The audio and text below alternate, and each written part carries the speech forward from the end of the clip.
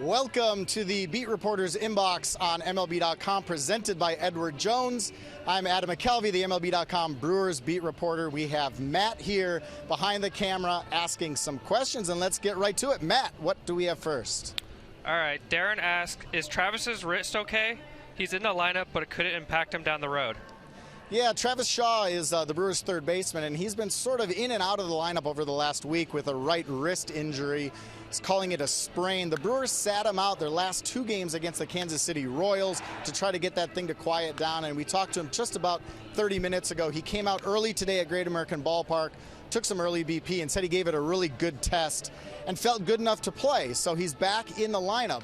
Remember, the Brewers are without Lorenzo Cain, probably their best hitter so far this season. So really, without Cain and Shaw, they were down two main guys. I think Craig Counsell was really happy to be able to write Travis Shaw's name back into the lineup tonight. But they're going to have to monitor this. This is one of those sort of nagging things over the last few weeks that Shaw's going to have to keep an eye on with the Brewers. They're in a stretch of 21 games in 20 days, and he might have to get treatment and sort of monitor this and manage it as they go along. But good enough to play tonight and avoid a DL stint. All right, the next question is from Green Bay Packers 1919. Is there any way the Brewers can find a way for Braun, Thames, Cain, Aguilar, Yelich, and Shaw to be in a lineup simultaneously? Yes, transport back in time a couple of decades to the American League. They would be a great DH team right now. Unfortunately, they play in the National League Central. And the tricky part for Craig Counsell, and look, the Brewers knew this coming into the season, that they had a lot of guys in those outfield, mostly in the corner outfield spots, and first base. A collection of players, all guys that are, worthy of being in a major league lineup. And Craig Counsell's job was going to be mixing and matching to keep everybody sharp, get production, maybe play some platoon advantages here and there. And for a lot of the season, it hasn't been a problem. Guys have been injured. Ryan Braun's been in and out. For example, Yelich has been on the DL. Eric Thames missed a long stretch of the season and had thumb surgery. Now they sort of find themselves, even with Cain out for the next 10 days or so, in a position where they have all these guys healthy and producing. And Craig Counsell's job is just to juggle as best he can. Again, try to pick the right matchups for guys, try to get them enough at-bats to stay sharp.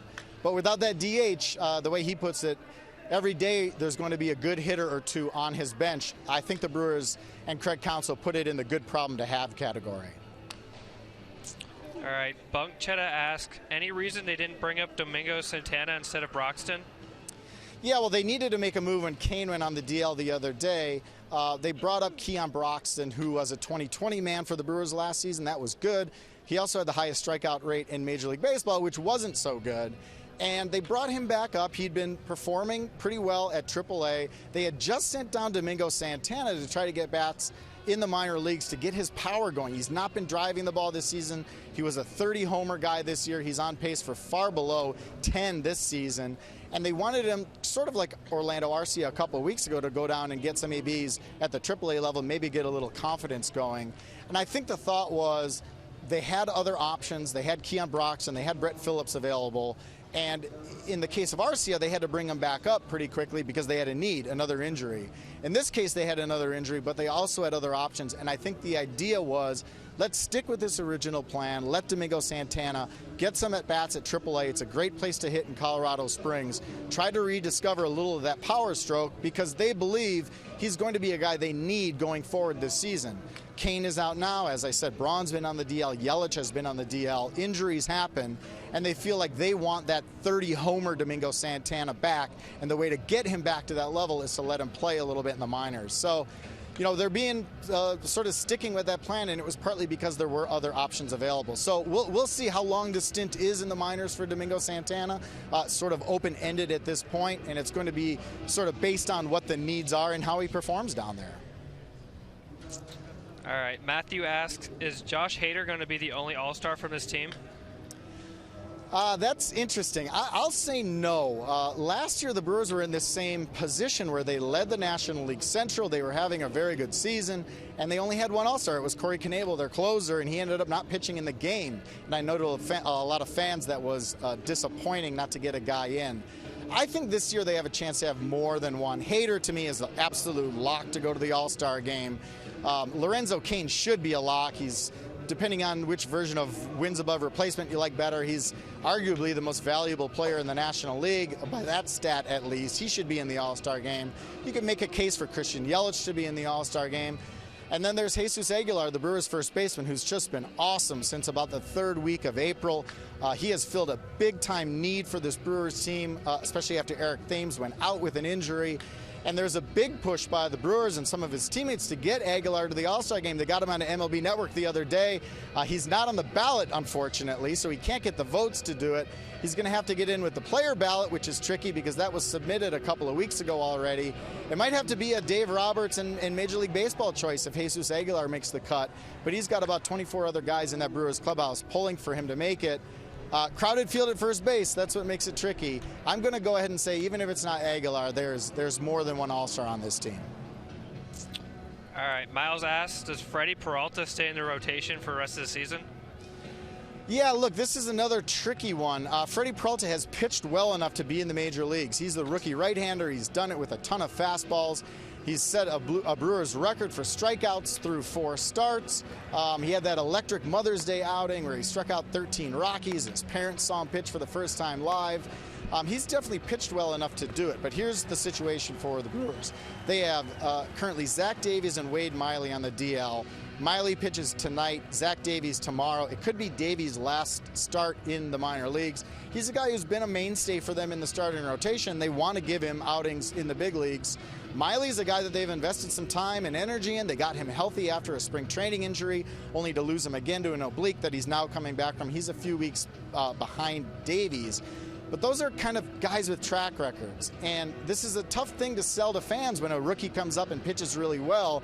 But those track records also matter when they're making decisions. So if I have to guess, I think there is another stint in the minor leagues for Freddie Peralta at some point. But I think like some of these other guys we're talking about, there's a bunch of relievers on this team kind of going through the same thing.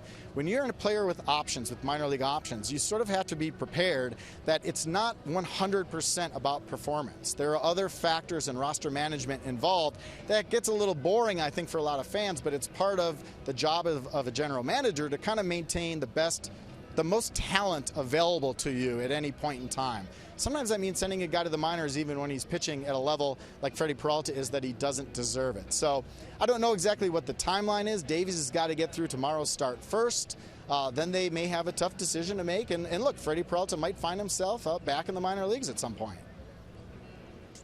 All right, Adam asks, is the Brew Crew going to make a play for DeGrom or Syndergaard? Yeah, this is going to be the question for the next 5 weeks.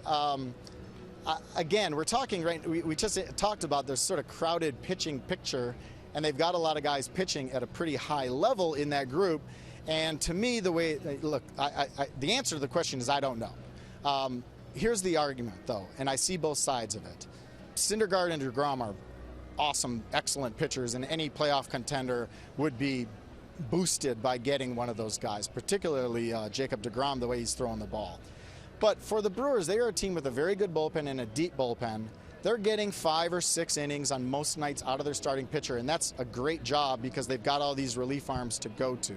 Is it worth the upgrade that you've got over the guys like Freddie Peralta, the way he's throwing the ball right now, to go get a DeGrom? There's definitely an upgrade to be had there.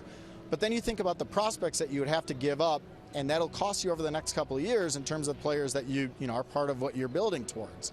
So is that price worth it for what you're getting in terms of the upgrade? I see both sides of it. I'm not trying to be wishy-washy on it. I just don't know the answer of whether David Stearns and the Brewers front office and the owner, Mark Attanasio, is going to, especially after trading for Christian Yelich and giving up 4 really good prospects there, make another trade where they give up a haul in terms of giving up some pieces in your farm system in order to get one of those guys. But I guarantee you that every time either of those pitchers' names is brought up in a trade rumor, the Brewers are going to be one of the teams that gets mentioned. Dan asks, is Ryan Braun's thumb back to full strength? I think the answer right now is yes. He left the team on the last road trip. He has this problem with a nerve at the base of his thumb, and it's flared up over the last couple of years. They found a therapy that works, a cryotherapy, where they, sounds terrible, I hope I never have to endure it, but they stick a needle in there and they freeze that nerve, and it makes the pain go away for a period of time. And every year or so, every 6 months or so, he goes back and he has another one of these treatments. That thumb flared up on the last trip, so they sent him out for one of those treatments. It's worked. He homered against the Royals in their win on Tuesday night, so that was a really good sign, his first home run since getting that treatment. And the story for Ryan Braun this season has been one sort of bad luck. There are data from StatCast and other sites that show this. He's been hitting the ball really hard without a lot of luck. All that hard contact sort of made that thumb flare up. But I think that the answer at this particular point in time is that he's feeling good and strong, and he showed it the other night with a home run. All right, Jeff asked, any word on when Jimmy Nelson is expected to return?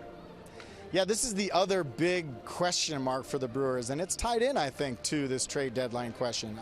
Jimmy Nelson's coming back from shoulder surgery, of course. In mid-May, he sort of plateaued in his throwing program, and they sent him back to the doctor who did the surgery for a checkup. They sort of made sure everything was structurally okay in that joint, and the answer was yes. So since then, he has just been building back to the point he had been at, which was 150 feet on flat ground. He's not yet gotten off the mound, and until he gets back on the mound, it's just impossible for the Brewers to answer what the timeline is going to be. So it's been a frustrating process for Jimmy Nelson. It's been, I know, very frustrating for the fans who are eager to have him back, and there was some hope in the offseason that maybe by this time he would be back in that starting rotation. But the shoulder is very tricky, and you go have a major procedure like he did. 3 different structures were fixed in there. You can't rush this, you can't force it, and he is just going to have to let the shoulder tell him when he's ready to go. So when he gets on a mound, that begins a long process of ramping up to the point where he can pitch in games, minor league games, and he's got to make rehab appearances.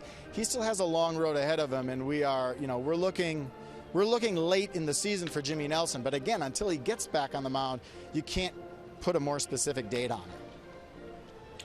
All right, Godfrey asked, why not bring up Nate Orf? Give the man a shot. Yeah, Free Orf is a big social media hashtag. He's a very good player, Nate Orf, and he's a very versatile player, plays on the infield. He can even go out in left field for you if you want. A really good hitter. And he's been a guy who's been a little bit buried in the minor leagues. And I think this question comes up a lot because the Brewers have some needs on the middle of their infield at second base. It's been Jonathan Villar a lot this year, and he's been pretty good, better than he was last year. But for a team looking for offense at the bottom of the lineup, a lot of people think Nate Orf is a guy that could get that call. And I know a lot of the guys who played with him at AAA are feeling the same way. They say this is a guy who could definitely hit major league pitching. They hope he gets an opportunity. He's not gotten that opportunity yet. And one big factor in that is that he can play shortstop, but he's not a shortstop. And where the Brewers really have had the need is at the shortstop position, and that's why they've tried some other guys. Tyler Saladino, who's beginning his own rehab stint tonight. They have Brad Miller now, who they picked up from the Rays. He's played a little bit of shortstop. He's at second base tonight against the Royals, or against the Reds. So a guy that's versatile enough to play shortstop on a regular basis has a leg up on a guy like Nate Orf, and that explains why he hasn't gotten the shot so far. All right, Felicia wants to know if there's any concern with the bullpen's performance of late. Well, look, this is sort of a victim of your own success situation. There were guys in this bullpen who were so good. Josh Hader comes to my mind right away. Jeremy Jeffress, for sure, who was maybe even more valuable than Hader for the spots he was pitching in the early part of the season. Matt Albers, before he got hurt, was very good. Dan Jennings was very good. Those guys have sort of reverted back a little bit, and they've given up some hits. Josh Hader, for example, on Wednesday against the Royals, backed up home more than I think I've seen in his first 26 appearances combined in one day. He gave up multiple hits in an inning for the first time all season, which not many pitchers in the major leagues can say in late June. So I'll tell you, Craig Counsell is not concerned about this yet. I think they feel like the level they were pitching at, it was great, but players are going to give up hits throughout the course of a season. Yesterday, Josh Hader gave up some hits. The question is, can they keep it from snowballing? They've been very, very closely monitoring those workloads for those bullpen guys, and they will obviously continue to do that as they get in a stretch. By the way, they called up a guy today, Mike Zagurski. They've had this revolving spot at the back end of the bullpen where they want a fresh arm as much as possible, and today it's a guy 35 years old, hasn't been in the big league since 2013, has gone to Japan. Sort of an interesting story, and now Zagurski joins that revolving door. And again, the idea there is give Counsell a fresh arm as much as possible so you can avoid pitching the main guys unnecessarily when you don't need to. All right, Brandon asks, is Craig Counsell the front runner for Manager of the Year? Boy, look, last year he didn't finish in the top 3, and he had a pretty good case to at least be in the discussion for that award when the Brewers won 86 games and they were in the playoff hunt until the next to last day of the season. So that's a tough one to answer. I'll just tell you, you know, Brewers players, they like playing for this guy. He has instilled this idea of a position player group instead of the idea of a starter at each position. And at first it was kind of quirky, and he would sort of beat this idea into our heads. But I'll tell you, the players have bought into it, and they have a lot of interchangeable pieces on this team, and it's worked for them so far. So whether or not he wins Manager of the Year, I don't know. I think he has his sights set a little bit more on a bigger prize, which would be for the Brewers a trip back to the playoffs for the first time since 2011. And I think we're out of time, so thank you everyone for watching the Beat Reporters Inbox on MLB.com, presented by Edward Jones. Tune in again next time.